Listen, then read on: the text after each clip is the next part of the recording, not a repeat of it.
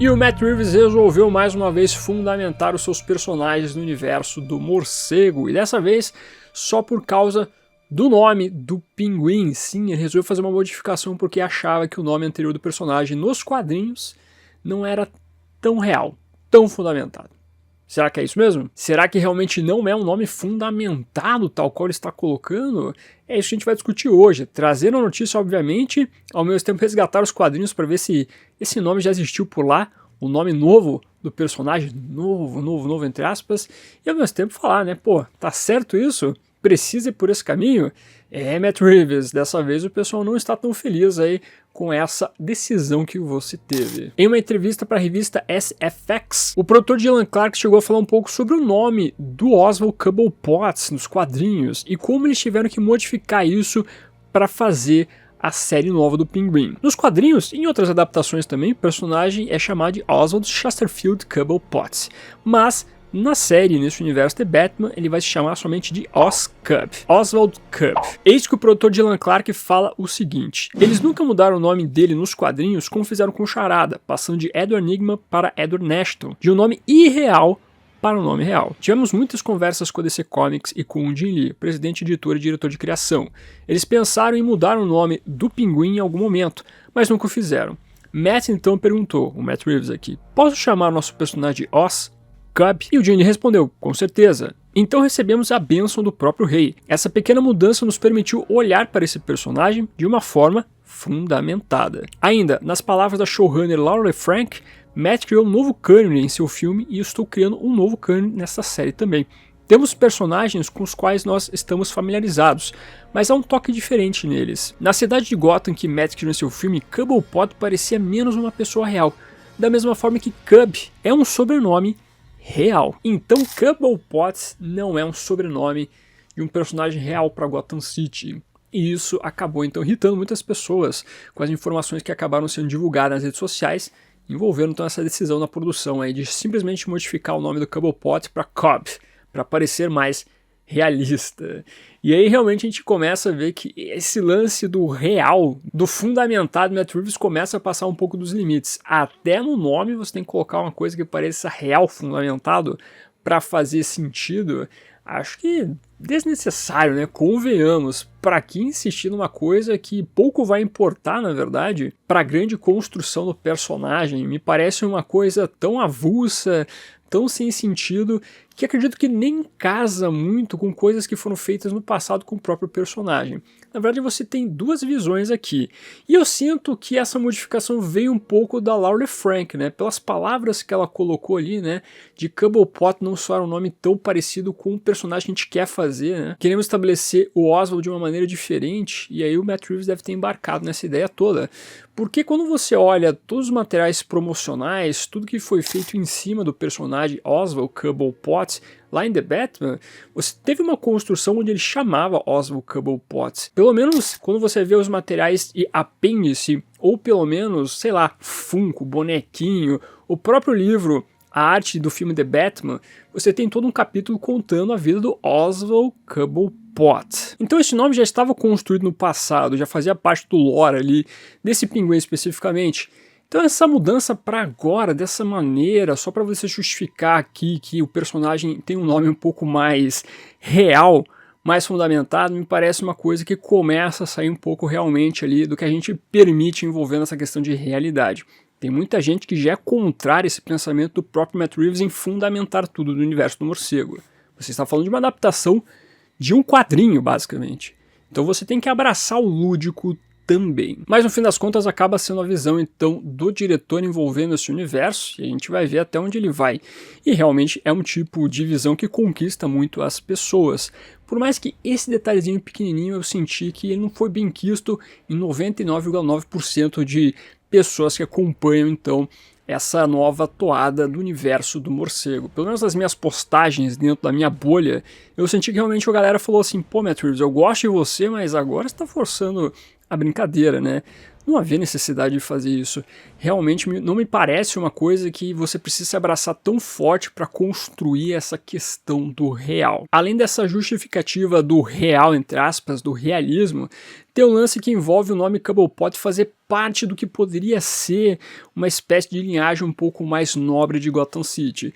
Os Cobblepots, a família Cobblepot, que o Pinguim acaba sendo descendente, eles têm uma construção importante nas origens de Gotham City. É uma família que, nos quadrinhos pelo menos, eles têm grandes influências, são ricaços da cidade. São ricaços meio mafiosos, mas ainda assim fazem parte de algo importante de Gotham. Esse Pinguim que está chegando agora, ele não tem esse lance do sangue azul, ele vem de um lugar um pouco mais humilde, e você vai ver toda uma construção no que envolve a mãe do Pinguim, com o próprio Pinguim, né, sobre ele chegar então até um ponto importante da cidade. Ser o chefão da máfia, realmente chegar a um ponto importante ali de grande poder. Então o lance é tirar do personagem o sobrenome que causa uma impressão de realeza para colocar um nome mais comum e fazer ele ser esse plebeu que chega então na realeza através da sua ascensão na máfia da cidade. Para mim particularmente, aqui dá para aplicar aquela frase explica, mas não justifica. O detalhe tão bobinho, tão pequenininho, que não precisa seguir por esse caminho, dá para deixar o nome lá.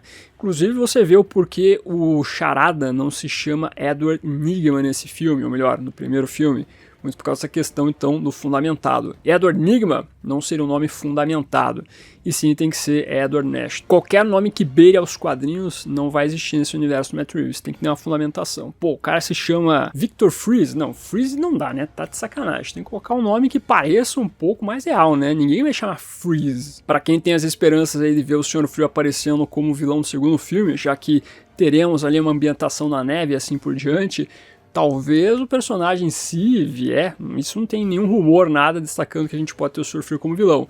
Mas se eventualmente vier, duvido que vai ser Victor Freeze então. Não tem como colocar no tal do real, né? Agora eu sinto que a gente pode destacar, cravar na pedra aqui, inclusive. Digo isso, hein? Vou dar a cara a tapa aqui. A gente pode dizer que o universo do Matt Reeves é mais realista que o do Christopher Nolan. Eu sei que a galera diz aí, não, Nolan foi muito mais realista, o universo aí do Matt Reeves é ainda mais lúdico. Ah, eu não penso assim, meus amigos. O Reeves coloca muito mais camadas de realismo. Eu acho que realmente o Matt Reeves ele quer buscar muito mais o fundamentado real do que necessariamente só a verossimilhança. Verossimilhança é essa que a gente via no filme do Superman de 78, que viu em outras produções, o próprio Nolan invocava muito esse lance da verossimilhança. Eu acho que o Reeves ele ultrapassa um pouco essa verossimilhança. Enfim, com essa questão envolvendo o nome, isso fica um pouco mais provado. Mas, no fim das contas, isso também não vai fazer com que o filme ou mesmo a série sejam ruins. Pelo contrário, você pode ter uma boa construção, contanto que tenha um bom roteiro, boas atuações e boas direções, né?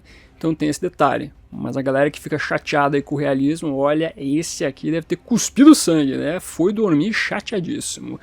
Mas sabe que existe um Oswald Cobblepot que na verdade se chama Cobb nos quadrinhos? Pois é. E quer mais um ponto interessante? Não é em nenhuma realidade alternativa, mas sim nos quadrinhos da Terra Zero mesmo, hein?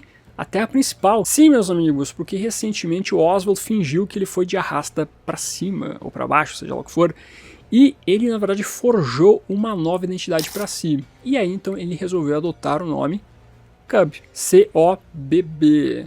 Mas ele teve que voltar a viver as peripécias com um pinguim, tendo em vista o que os seus filhos estavam fazendo em Gotham City, cuidando dos negócios do Iceberg Lounge. Isso está sendo retratado no quadrinho dele. Sim, o Pinguim tem um quadrinho solo, inclusive uma revista mensal bem bacana, que pela Panini que está sendo publicado em encadernados.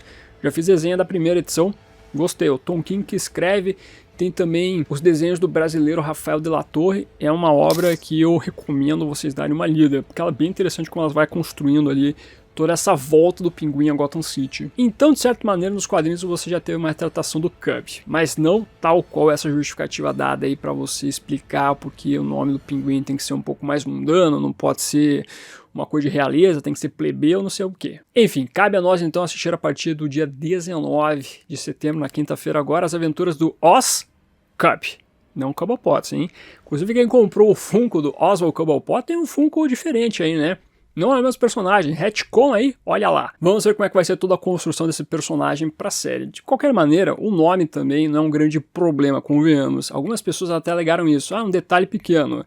É um detalhe pequeno, mas também é um detalhe que você fala, não precisa, né? Não tem esses dois lados. Mas ainda assim, é aquela coisa, vou repetir aqui. Fazendo uma boa construção do personagem, que honro que é os quadrinhos, com o desenvolvimento dele, tá bom, vamos lá, né? Vai pra frente aí o negócio, mas não precisa exagerar. De qualquer maneira, vamos conferir as aventuras do personagem. Só adicionando alguns detalhes importantes aqui, o Matt Reeves chegou a declarar recentemente então que o roteiro do segundo filme do Batman está quase completo. O diretor chegou a destacar que eles estão compartilhando grandes partes do roteiro com a DC, eles estão animados e eles esperam preparar então as filmagens até o meio do ano que vem. Além do mais, a série do Pinguim terá um painel na Nova York Comic Con, que será em outubro. Então, além do James Gunn aparecer lá para falar um pouquinho sobre o DCU, sobre o Creature Commandos, teremos o painel do Oz. Lembrando que a série vai até novembro, então quando rolar este painel, a série ainda vai estar sendo exibida na HBO e também na Max. Mas o que você achou desse realismo extremo? Até no nome tem que ser realista. Concorda com algumas justificativas? Discorda?